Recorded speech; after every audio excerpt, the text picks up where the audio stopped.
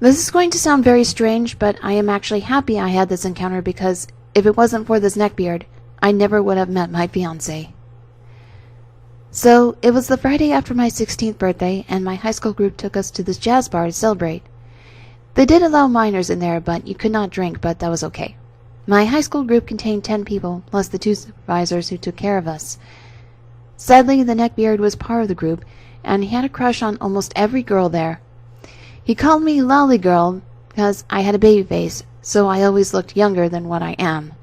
It always made me so uncomfortable because he always tried to get me to talk in my baby voice. We call him R because his name starts with an R. Duh. R always tried to sit with the girls and make horrible jokes and just make all of us uncomfortable. When one of us would ask him to stop or leave us alone, his response was always, "Don't be so sensitive, I'm not hurting anyone." So during the evening I was making conversation when I suddenly had to use the bathroom, so I get up and go. The bathroom is a single use, and there's another girl in front of me, so I just wait. The girl in front of me goes in, and now I'm waiting by myself when R just walks up behind me and pokes my side. It makes me jump, and he just starts trying to be flirty, which I ignore. I guess being ignored is not enough of a signal for him that he just starts grabbing me and trying to pull me into him like he was trying to hug me or something. I'm trying to pull away and yelling at him to let me go. He gets really bad and just slaps me across the face so hard I started crying. Right when he slapped me, the guy's bathroom opens and Mr. Future Husband walks out and sees him trying to pin me to the wall.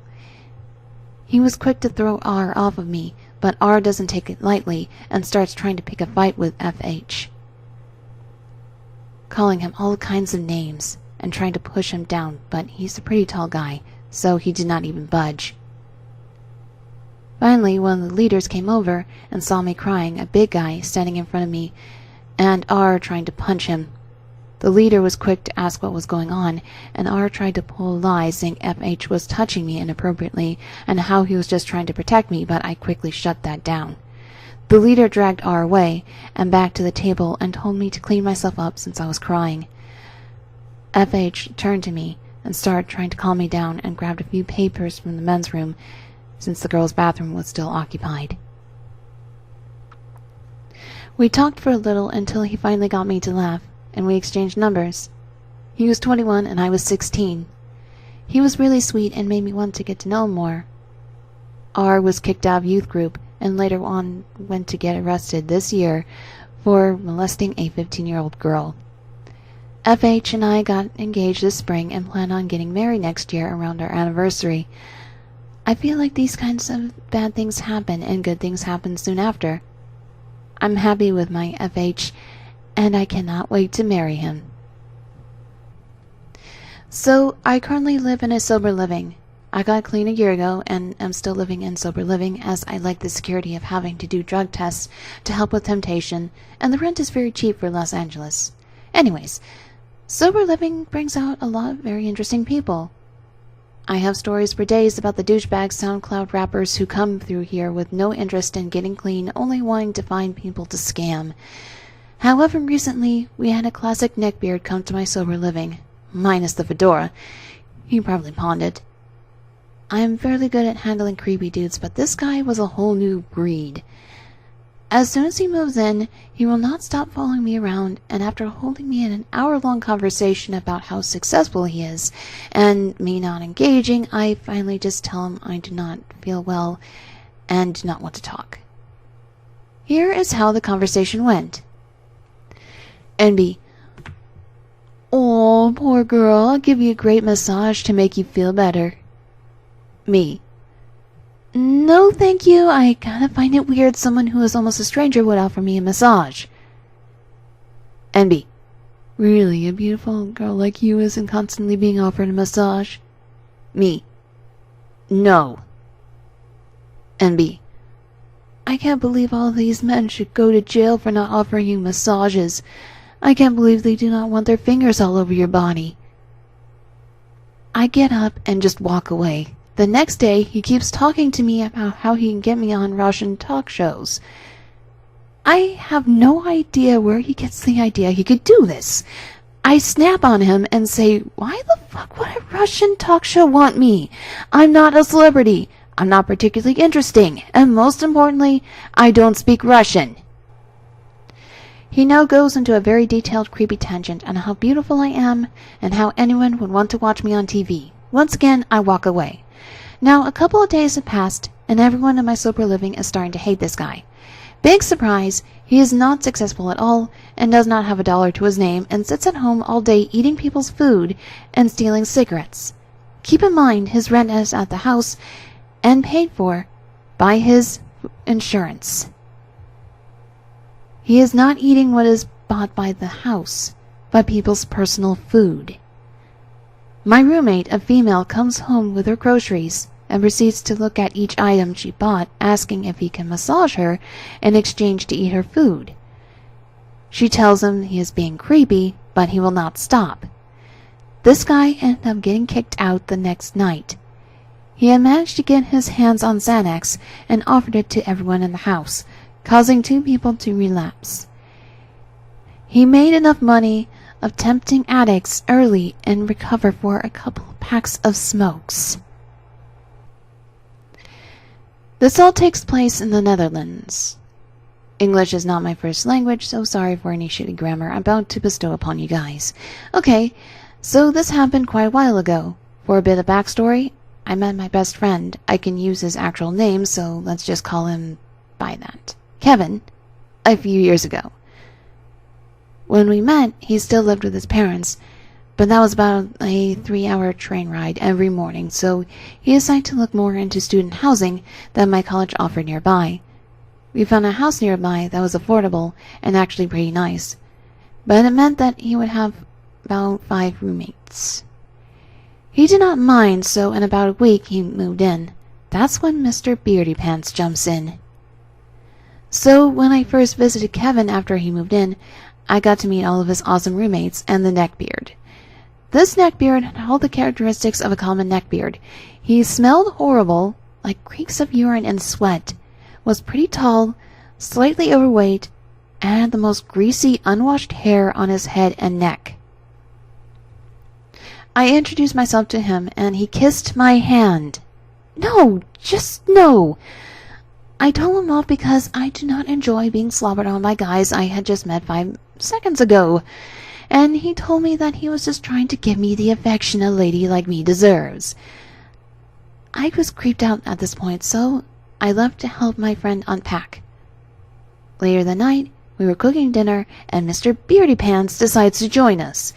He just randomly walked in the kitchen, which was not that weird by itself, but he went and stood so uncomfortably close to me that I felt like vomiting. He then proceeded to ask me for my age. I then had just turned 17, and when I told him that, he kept telling me I was lying over and over. I've always looked older, and I could then easily pass for a 20-year-old. He told me he was 27, and that there was no way I could be this young. I gave up and excused myself to go to the restroom. When I got back, he was not there anymore. Fast forward to the next day when I was home. I got a text from a random number saying how beautiful and sexual I was. I looked at the profile picture, and yep, it was Mr. Neckbeard. I called Kevin, asking him why he gave my number. He said he never did. Turns out Mr. Neckbeard went into his phone when he left it unattended and unlocked it. He always forgets to lock the screen and gave himself my number. I ignored him at first, but soon I had 20 messages in 2 minutes, and when I opened them, it was a mix of explicit photos and sexual things he wanted to do to me. He actually used the words, "take away my innocence." Can it get any creepier? Oh my god. I blocked him and told Kevin about it, and we got this plan to pretend we were together to scare him away. When Kevin told him this, he started completely demolishing him, saying that he was not right for such a precious young lady, and that he would fight him for my hand. All kinds of stupid things. Kevin ended up having to contact the people in the student housing, and I had to block the guy on everything because he even messaged me on Facebook, which I never used anyway, but still, me and Kevin only hung out at my house from then on until Mr. Beery Pants got kicked out anyway for stealing other residents' items. I stole Neckbeard's girl. I say stole because he did not give any indication that he liked this girl more than a friend. About September time, me, my friend T, and our friend Neckbeard, O, are all sitting in college on a break. O starts talking about how he cannot get any girls. I suggested that he ask the girl what they like in a man. Lo and behold, across the table is my friend E, who O also liked. We did not realize that they knew each other, but they have the same computer science class. I walk up to her and ask if she could give him any advice. O absolutely shits himself and starts going off on me.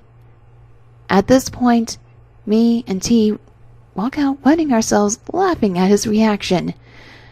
We see O later that day in an extra computer science session for him to claim that the worst part was that was the best conversation he had with her. At about this point, who walks in? E, and comes and sits on the table that me, O, and T were on, and she sat next to me. E, being a good sport, went along with the joke, and O had a few outbursts at me about the way I dress. I'm a bit of a hipster. I wear floral shirts, suspenders, and boots. Cut to now, me and E did not talk as much. However, about a week ago, we matched on Tinder. We got talking, and we have a lot in common, and she's easy on the eyes. 8, 2, 9, 10. So, already out of O's league by a mile.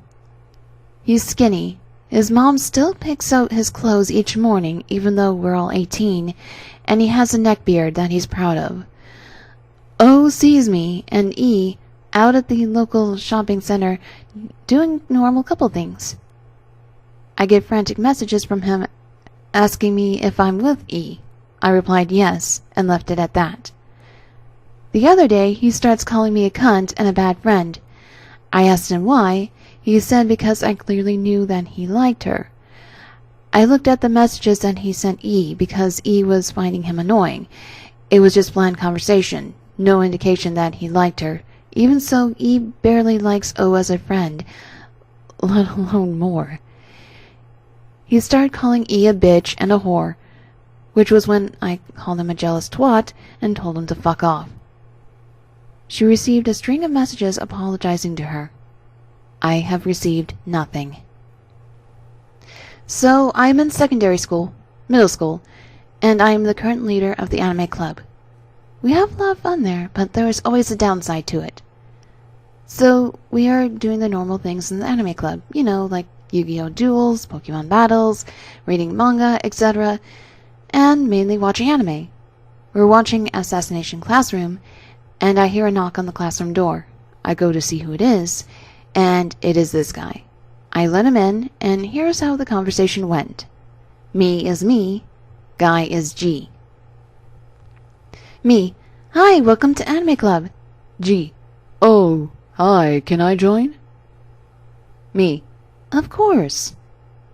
He comes into the room and sees what we are watching. G, ew, what type of anime is this? I watch Naruto like a real anime fan. Me, can you please stop shouting? He kept on swearing, which was against the rules. G, why are you even leader? I should be the leader since I'm a true anime fan, unlike you filthy casual. Right now, he just sounded like an entitled bitch. He started going around and started annoying people. He was messing up the Yu-Gi-Oh! Table and was disturbing the 3Ds table. Me, hey, stop! I was getting really annoyed. He started to repeatedly swear at me. I had enough.